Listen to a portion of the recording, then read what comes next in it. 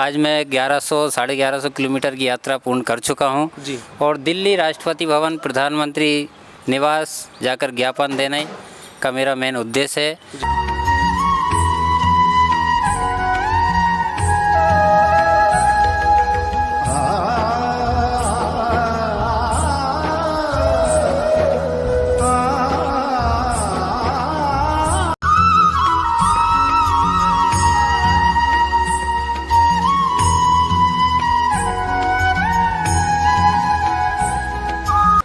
जय जय श्री राधे। स्वागत है आप सभी का ब्रजभूमि दर्शन विद राहुल चौधरी की एक और नई वीडियो में।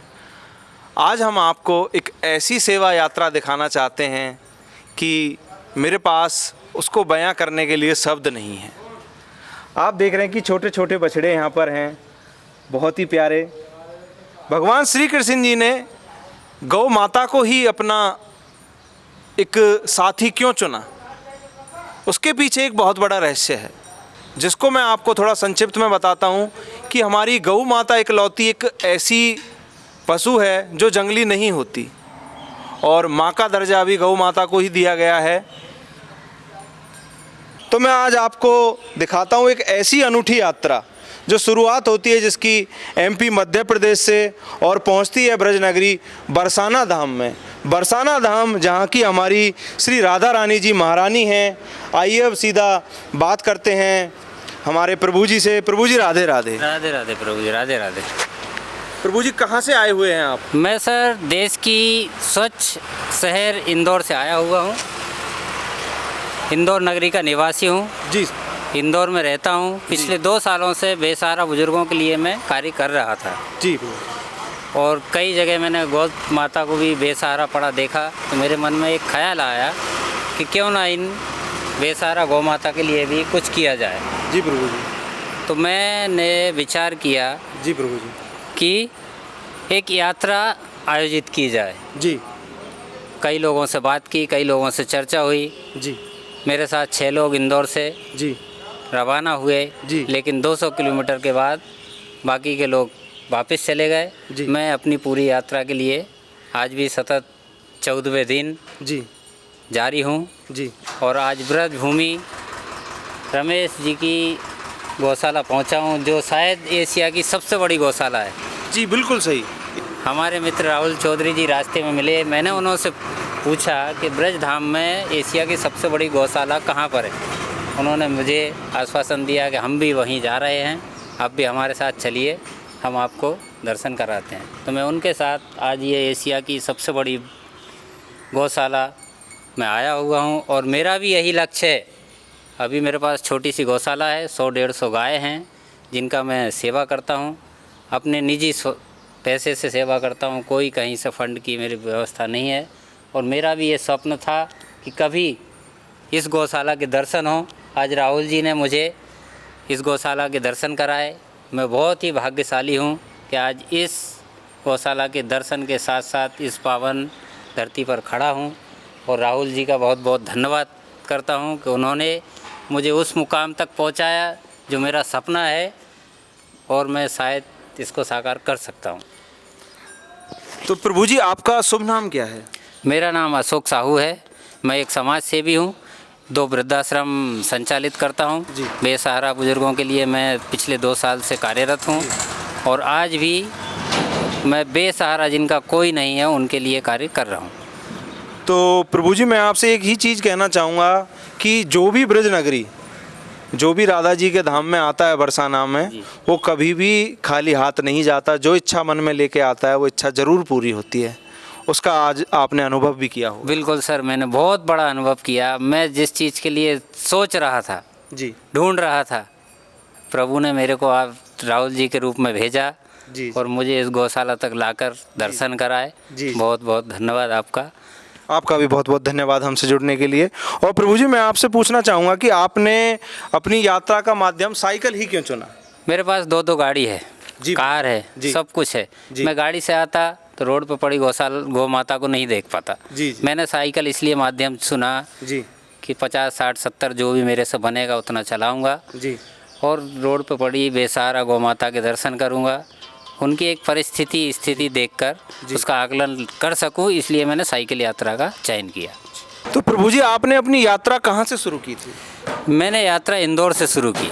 इंदौर, होशंगाबाद, बुधनी, भोपाल होते हुए बैरसिया, सिरोंज ग्रामीण क्षेत्रों से गाय की स्थिति को समझते हुए आज मैं 1100-1150 किलोमीटर की यात्रा पूर्ण कर चुका हूँ जी। और दिल्ली राष्ट्रपति भवन, प्रधानमंत्री निवास जाकर ज्ञापन देने का मेरा मेन उद्देश्य है। जी। और मेरा ये उद्देश्य है कि जिस तरह से हम जी चीता, शेर, हिरण सभी जीव जंतु के लिए अभयारण्य बनाकर सुरक्षित करते हैं और मेरा मेन मकसद यही है कि गौ अभयारण्य बनाकर गौ माता को सुरक्षित किया जाए।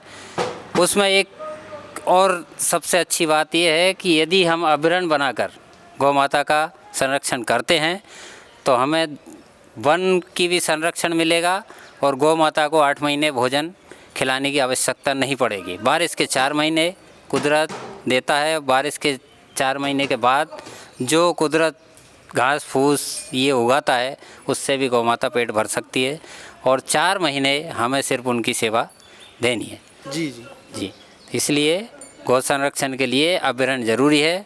हम चाहते हैं कि अभी 80 करोड़ के जी विदेश से चीते मंगाए गए, 100 करोड़ के लिए उनके लिए घर बनाया गया, 20 कर्मचारी लगाए गए, 1 लाख रुपए का मांस खिलाया जा रहा है। लेकिन आज मध्य प्रदेश से लेकर उत्तर प्रदेश तक हर 3 किलोमीटर पर 100 गौ माता बेसहारा घूम रही है। जी ये मैंने एक अनुभव किया है कि हर 3 किलोमीटर पर 100 गौ माता घूम रही है बेसहारा, जिनका कोई ठिकाना नहीं है। जी प्रभु। भूखे मर रही है, रोड पे एक्सीडेंट से मर रही है। कई एक्सीडेंट में इंसान भी घायल हो जाते हैं, इंसान भी मारे जाते हैं। तो मेरा तो एक ही उद्देश्य है सरकार से, प्रधानमंत्री जी से, राष्ट्रपति जी से कि गौ अभयारण्य बनाकर गौ माता को संरक्षित करें, सुरक्षित करें। क्योंकि हम हिंदुओं की आस्था, हम हिंदुओं के 33 करोड़ देवी देवता इनमें निवास करते हैं और हम चाहते हैं कि इन 33 करोड़ देवी देवताओं को बचाया जाए। हम गौ माता को नहीं, अपने देवी देवताओं को बचाएंगे। तो प्रभु जी इतनी लंबी यात्रा में आपको कोई तकलीफ आई? नहीं, राधा रानी की कृपा से अभी तक कोई तकलीफ नहीं आई। तो मेरे लिए भगवान ने भेजा किसी न किसी को, जिस तरह आपको भेजा गौशाला दिखाने के लिए, ऐसा ही कई जगह तकलीफ आई लेकिन प्रभु ने सॉल्व की तकलीफ। रास्ते में भाई आपकी साइकिल पंचर हुई हो, खाने की समस्या, रहने की समस्या, उसके बारे में आप हमें? नहीं, कोई समस्या नहीं आई। ऊपर वाली की कृपा से अभी तक पंचर नहीं हुई। मैं साइकिल नई उठा के लेकर आया था, एक बार भी पंचर नहीं हुई 1100 किलोमीटर के अंदर। और खाने पीने की व्यवस्था? खाने पीने की व्यवस्था मैं गौशालाओं में ही ज़्यादातर रुका हूँ। गौशालाओं को देख रहा हूँ, गौशालाओं को समझ रहा हूँ, उनकी प्रक्रियाओं को देख रहा हूँ कि भविष्य में जिस जगह मैं खड़ा हूँ इस तरह का एक गौशाला में बना सकूँ, ये मेरा उद्देश्य है। और रात को रहती भी वहीं आप? मैं गौशाला में भी रहता हूँ। यदि गौशाला रास्ते में नहीं मिलती है, रात हो जाती है, तो किसी मंदिर में रुक जाता हूँ। वो मंदिर में ही भोजन की व्यवस्था मेरी हो जाती है। जी। तो प्रभु जी आप हमारे श्री रमेश बाबा जी की गौशाला में आए, आपको यहाँ कर कैसा अनुभव हुआ? ये गौशाला एक देश नहीं पूरे विश्व के लिए एक मिसाल है। यहाँ करीब 70,000 गौ माता हैं।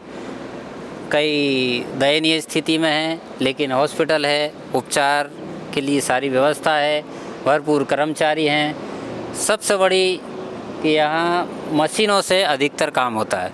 भूसा रखने के लिए अलग मशीन है, गोबर उठाने के लिए जेसीबी है, कई डंपर हैं, कई ट्रैक्टर लगे हुए हैं और कई ऐसे सैकड़ों की संख्या में टीन सेट हैं, अलग अलग नाम से हैं, सबरी, गंगा, कामधेनु, सभी नाम से। बहुत अच्छा लगा मुझे। मेरा सपना था कि मैं इस गौशाला को कभी देखूं और आज राहुल जी ने मेरे सपने को पूरा किया और भविष्य में चाहता हूं कि इस तरह की गौशाला मैं भी मध्य प्रदेश में सृजन कर सकूं और इसी तरह गौ माता की सेवा कर सकूं। ये मेरा एक संकल्प है और यहाँ से संकल्प लेकर ही जा रहा हूँ कि इस तरह की गौशाला, गौ अभयारण्य मैं मध्य प्रदेश में बनाऊँ और मेरा यही।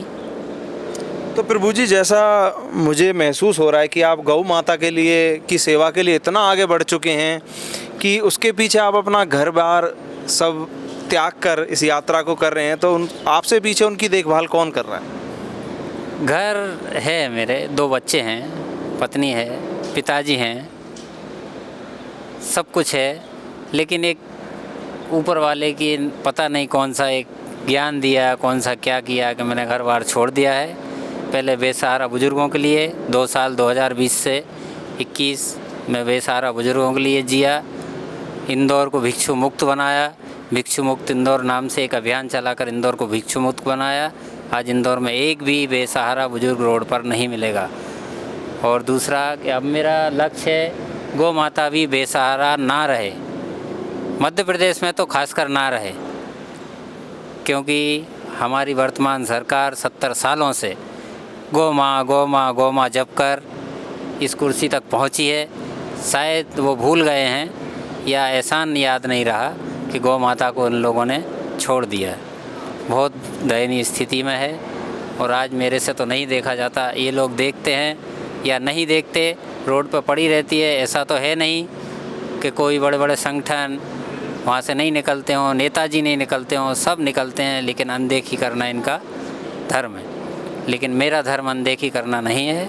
मैं गौ सेवक हूँ और गौ सेवा करूँगा और मेरा लक्ष्य यही है कि रमेश जी जैसी गौशाला बना सकूँ। तो प्रभु जी, इसके बाद आपका क्या लक्ष्य रहेगा? बरसाना धाम के बाद आपकी यात्रा कहाँ जाएगी? मेरी यात्रा अभी बरसाना में हूँ, इसके बाद दिल्ली जाऊँगा, प्रधानमंत्री जी को ज्ञापन दूँगा, आगे जाकर राष्ट्रपति जी को ज्ञापन दूँगा कि मध्य प्रदेश ही नहीं पूरे देश में रमेश जी जैसी गौशालाओं का एक बनाई जाए, निर्माण किया जाए, जिससे कि बेसहारा पड़ी गौ माता का एक अच्छा उपचार हो सके, अच्छी सेवा हो सके, बचा हुआ जीवन अच्छी तरह से कट सके। जी। तो प्रभु जी, हमारे चैनल को देखने वाले जो भी दर्शक हैं उनसे आप क्या कहना चाहोगे गौ माता की सेवा के लिए? मैं तो ये चाहता हूँ कि आप मंदिर में यदि जाते हैं, शासकीय मंदिर है, तो वहाँ दान ना देकर किसी गौशाला को दान दें गौ माता के लिए। वो दान आपका बहुत पुण्य रहेगा। मंदिर में तो पुजारी खा जाते हैं, लेकिन गौ माता के लिए आपको दान बहुत ही पुण्य का कार्य रहेगा और आप ये दान ज़रूर दें। तो सुना आपने हमारे अशोक साहू जी के कितने नेक विचार हैं, कितने अच्छे विचार हैं और गौ सेवा के लिए उन्होंने अपना घर बार त्याग दिया। तो देख सकते हैं आप हमारे अशोक साहू जी की ये अनूठी पहल कि वो एमपी से साइकिल यात्रा कर कर ब्रजधाम नगरी बरसाना पहुंचे हैं और उनका आगे विचार है हमारे राष्ट्रपति प्रधानमंत्री जी तक अपना ज्ञापन पहुंचाएं और गौ सेवा के लिए उन्होंने अपना घर बार त्याग कर इस सेवा में लगे हुए हैं। ऐसे प्रभु जी के चरणों में हमारा दंडवत प्रणाम। प्रभु जी, ऐसी अनूठी सेवा करने के लिए मैं कह रहा हूँ कि श्री राधा रानी जी की आशीर्वाद और उनकी कृपा चाहिए ही चाहिए। बिना उनके आशीर्वाद के ये नहीं हो सकता। आपकी कृपा से मैं यहाँ तक पहुँचा हूँ, राधा रानी की कृपा से यहाँ तक पहुँचा हूँ। आपने मुझे एक बहुत बड़ी मंजिल दी है प्रभु जी। सब राधा रानी का आशीर्वाद है हमारा, हम पर भी उन्हीं का आशीर्वाद है। बिल्कुल राहुल जी, बिल्कुल। अगर आप भी हमारे अशोक साहू जी की सहायता करना चाहते हैं तो इस पैम्पलेट का एक स्क्रीनशॉट मैं वीडियो के बीच में डाल दूंगा। आप हमारे अशोक साहू जी से कांटेक्ट कर सकते हैं, उनकी इस गौ सेवा यात्रा में उनकी सहायता कर सकते हैं। इसी के साथ अगर आपको हमारी वीडियो अच्छी लगे तो हमारी वीडियो को आप लाइक करें, हमारे चैनल को सब्सक्राइब करें। मिलते हैं किसी आने वाली वीडियो में, तब तक के लिए जय जय श्री राधे। गौ सेवा जरूर करें क्योंकि गऊ ही हमारी माता है और भगवान श्री कृष्ण जी का सबसे प्रिय गौ माता ही है। जय जय श्री राधे।